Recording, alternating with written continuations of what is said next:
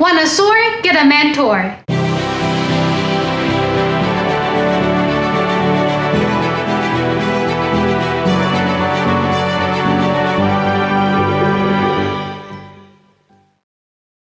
Hey, it's Carmichael. We made this video because you're the most ambitious person in your circle. You know you are capable of more, and you get that push by surrounding yourself with the best. So today, let's learn from one of the best, my husband Evan Carmichael.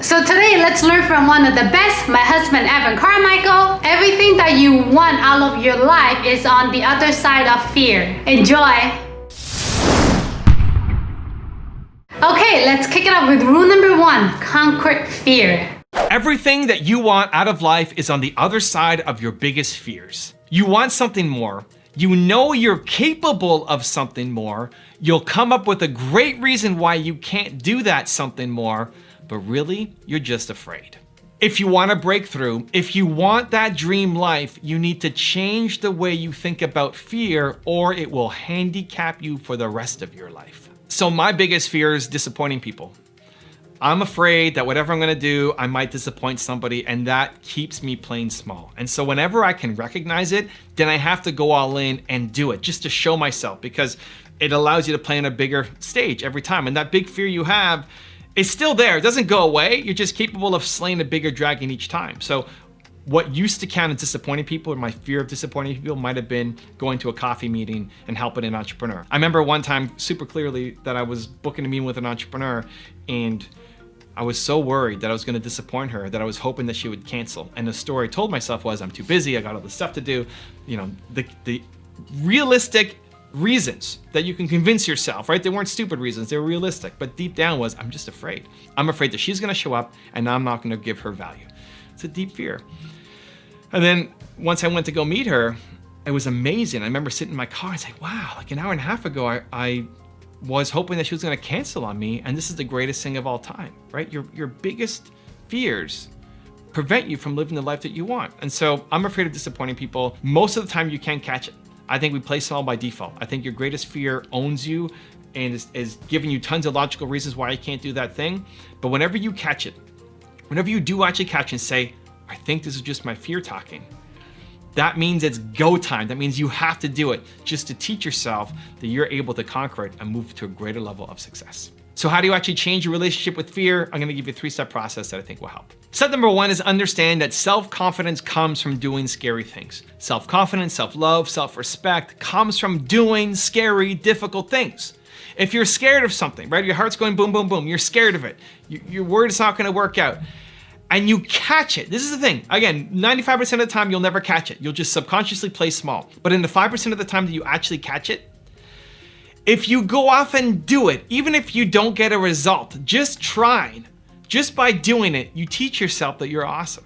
You teach yourself that you don't play small. It's better not to catch it than to catch it and not do it. If you don't catch it, you just keep living life, right? Ignorance is bliss. But when you catch it, say, I think I'm just actually afraid of this thing. That's why I'm not following through. And then you don't do it, you're telling yourself you suck. You're telling yourself you're afraid, and when you're afraid, you don't do it. I want to flip the script. As soon as you catch it, in the 5% of the cases, right? You catch it, you have to do it. You have to do it. You have to just go off and do it, because that way you're telling yourself, I'm amazing. I rock.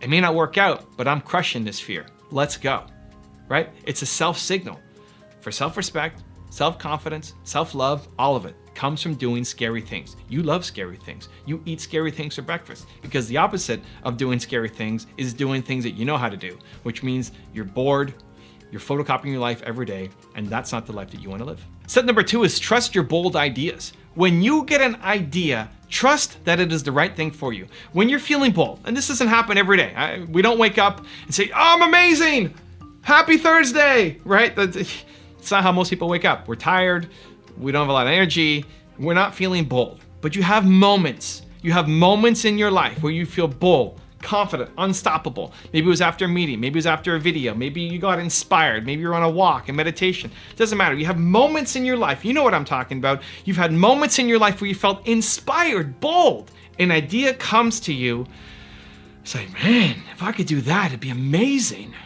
right? You know what I'm talking about. And then the next day you wake up, say, I can't do that crazy thing.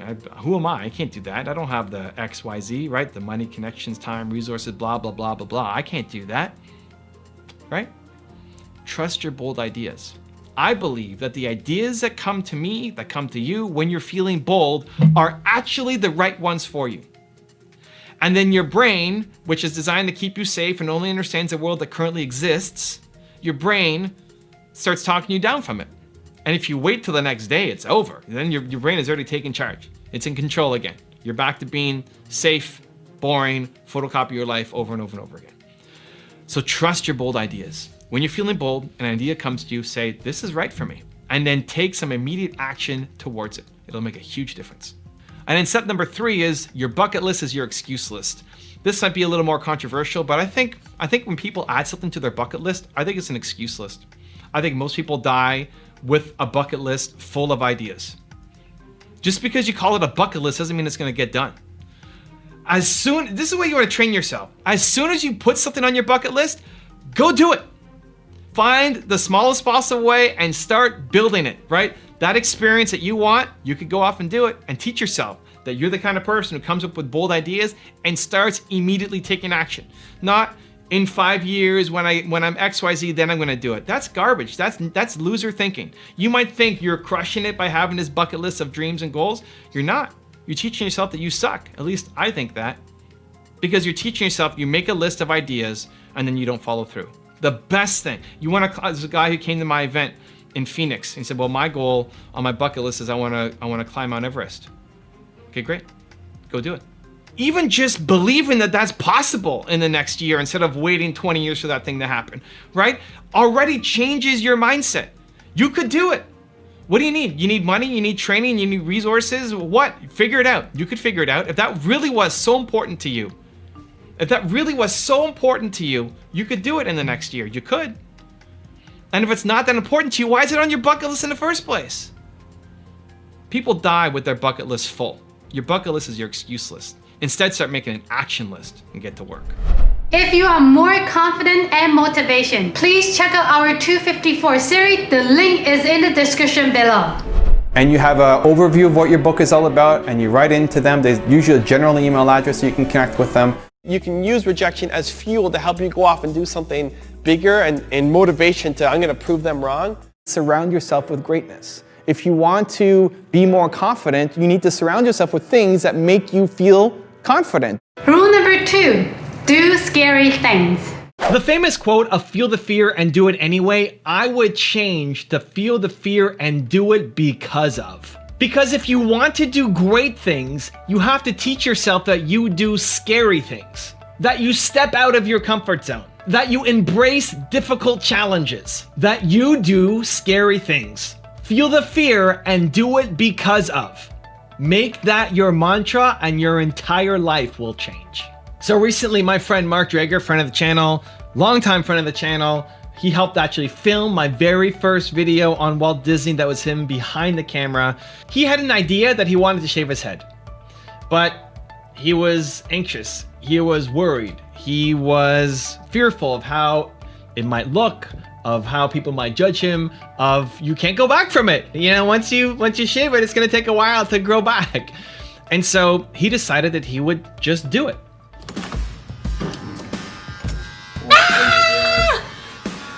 Why are you videotaping that? What is he doing? Isn't that crazy? It looks pretty crazy right now. I hope it looks better when it's done. Maybe not, we'll see. And what I love about this is that he decided to do the scary thing. That whether he sticks with having his head shaved or not, doesn't matter. It's teaching yourself that you do scary things. That when an idea comes into your head and the instant voice that comes back is, well, that's scary. I don't know if I can do that. Every second that you spend thinking about that, and second, minutes, weeks, months, years, decades for some people of just sitting on the idea and telling yourself that it's too scary and you can't do it, you're teaching yourself that you suck. That's what I believe. I really believe that if you want to do something, you've got an idea in your head Maybe it's shaving your head. Maybe it's something else. Maybe it's asking somebody out. Maybe it's starting that business. Maybe it's making that phone call. Maybe it's writing that book or making that video or starting your Instagram account. Whatever it is, we all have these things that we fear. Deciding that you're going to do it and that it's not because you're fearless, because you are afraid. Fear is a great thing. If you're fearless, then you're just inside your comfort zone all the time. Think about it. If you had no fears, it means you're just sitting inside your comfort zone and you're not doing anything that is remotely scary. It's feeling the fear and saying, I do scary things. I'm the kind of person, teaching yourself that you're the kind of person who follows through on difficult things, on scary things. That's how you build your self-confidence. That's how you build your self-love. Mark shaving his head, you might think, well, what does that have to do with his business goals and progress as an entrepreneur? Everything. Is he gonna land more deals now that he has a shaved head? Probably not. But the self-love, the self-motivation, the self-confidence that comes from teaching yourself. If he had that idea in his head for weeks or months and saying, I should do this, and then he's not doing it, he doesn't follow through, the record in his head is I suck. Do you think he's gonna be bold in business? Do you think when he comes up with a new idea for what he should be doing on his campaign, on his hiring, on his next step, that he's gonna take action? Heck no! Because that loop is in his head saying you suck. You come up with ideas and then find ways why you can't do it. You come up with bold initiatives and then don't do them and play small and they just stay as an idea. You need to flip it. You flip it.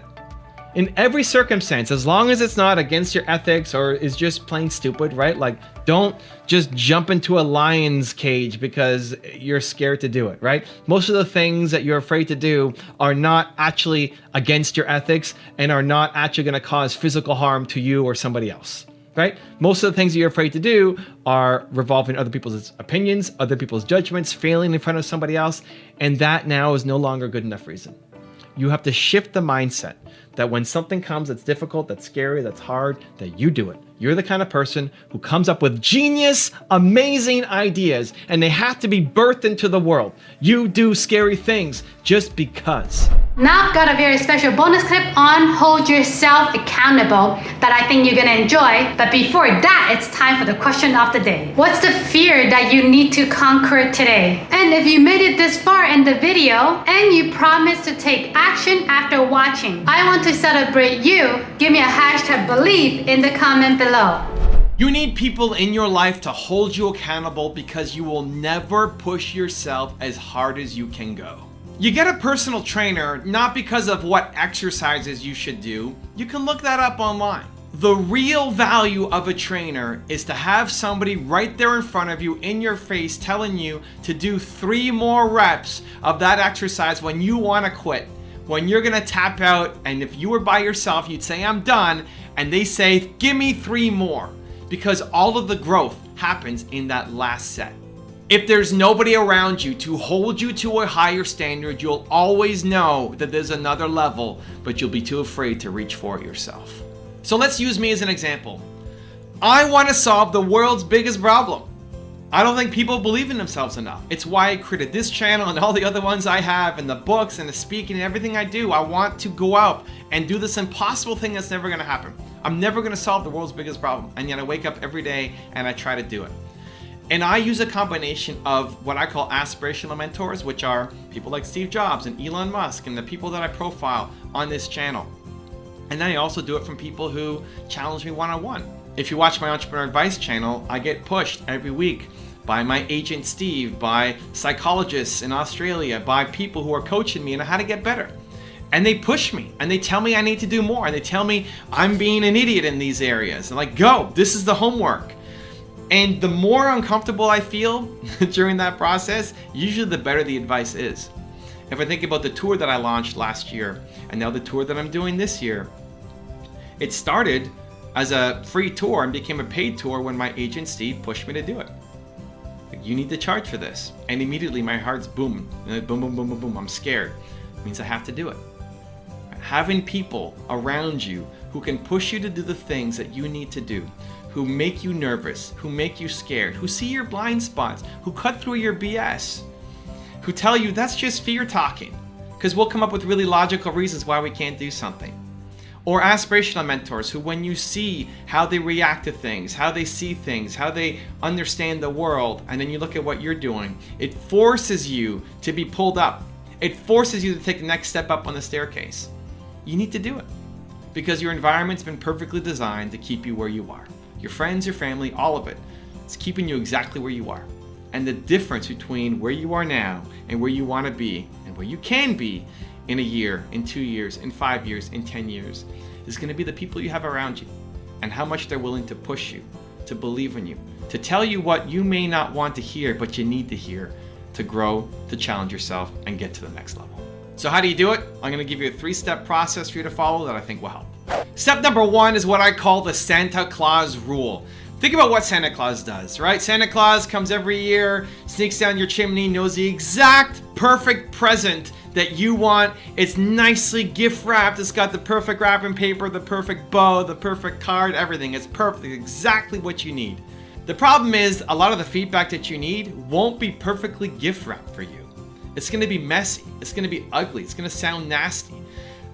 If you're talking to Dan Pena, he's not gonna sugarcoat things. If the only way that you can hear a message is if it's sugar-coated, if it's wrapped up beautifully for you, if it starts with, hey, I love you, I love all your work, you're my hero, you're the best, and I've got this one little tiny piece of feedback that I think you won't, hopefully you're not too offended if I give it to you, right? If that's the only way that you can receive feedback, you're never gonna grow, because most people won't talk to you like that.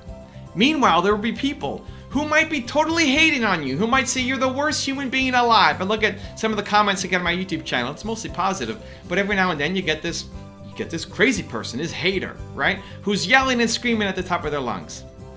But inside that message, there might be a gift. Inside that hate and negativity, there might be a kernel of truth that if you brush it aside, if you say, well, that person's just a hater, or if you can't handle it because it makes you feel bad about yourself, you don't want to hear the negativity. If you can't separate those two, the tone and the anger, maybe resentment, the hatred, from maybe there's something in here that I can learn from, then you'll never grow. If you can only receive feedback when it's perfectly packaged in a Santa Claus-like gift, then you'll never grow. And so that becomes a challenge. That's the Santa Claus rule. How can you learn to accept feedback, to grow, to get better, even when the information might be presented at you in a way that you don't like, appreciate, or respect? Number 2 is get aspirational mentors. I love surrounding myself with what I call aspirational mentors. These are people who I may never meet, right? It's a Steve Jobs, it's a Dan Pena, it's A.P. Giannini, who's behind me here, who's my favorite entrepreneur of all time, right? It's why I created these channels. It's why I do what I do, because I learned from Bill Gates. He saved my first company. He saved my business. I've never met him. I haven't met him yet. Hopefully I get the chance before he or I pass away to shake his hand and say thank you. He saved my company. He helped me build my business. And as a result of that, I create all this content for you guys as well. I love being around successful people, even if it's just in video format. I love having around me. Look at my office, look at my room, look at where I am. The videos that I'm making every single day, 3 to 4 videos across my multiple channels. Having aspirational mentors pull you up. They're pulling you up into a different zone that you're not used to. And if you ever have the choice between entertainment, between watching some TV show that is just escapism from a world you don't like, or educating yourself and learning from aspirational mentors who can lead you to a path that you do like, building a better life instead of escaping one that you hate, I think that becomes a path. So get some aspirational mentors. Anybody who's done what you want to do, or anybody who you admire who's had success in one field that you respect, learn from them, be around them. The more that you hang around them, even if virtually, the more they will pull you up to start thinking, behaving, and feeling like them. And number 3 is build your bat cave. I'm a big believer in actually creating an environment for success. So look at my office, right? This means something to me. People often ask, hey, Evan, can I get those posters that are on your wall? I want to put them up on mine. And I get Steve Jobs, but you don't know who A.P. Giannini is, and you want my parents on your wall at home, and Howard Schultz you probably don't know either, and you know Kanye. But you need to build your bat cave. This is my bat cave. I set this up once. This is why it's so beautiful to have an environment of excellence, that you set it up once. You set it up once. It took me one time of work to set up, and now every day I walk in and it inspires me. I walk into this office and it inspires me. I'm working here. This is my computer. This is my usual setup, and I've got I got Steve Jobs staring me down. He's looking at me. He's like, Evan, dream bigger, think bigger, let's go, put your dent in the universe, right? And that may sound crazy and stupid to you. Awesome, do your thing. What does your bat cave look like? That you just have to walk into it and boom, you're lit up. You're ready to go. You're thinking bigger, bolder. You're more confident. You're ready to make the tough decisions, tough calls, because you created that environment of excellence for yourself.